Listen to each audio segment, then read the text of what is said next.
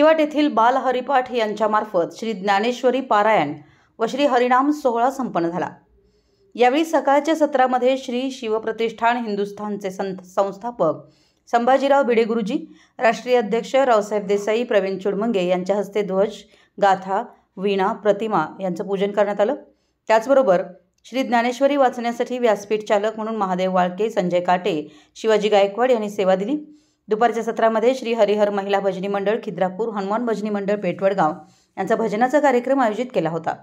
हरिभक्त परायण बजरंग पवार इचलकरंजी यांच्यामार्फत प्रवचन सेवा करण्यात आली। सायंकाळी 7 वाजता हरिभक्त परायण श्रावण साळुंखे महाराज यांचा सुश्राव्य कीर्तनाचा कार्यक्रम आयोजित केला होता। त्यानंतर आलेल्या भक्तगणांना महाप्रसादाचं वाटप करण्यात आलं।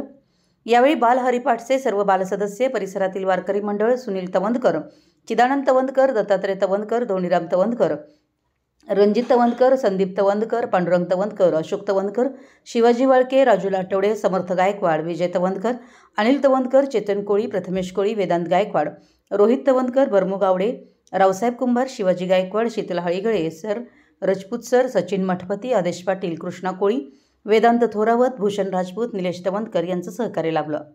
अकिवाट प्रतिनिधी, मराठी एस न्यूज।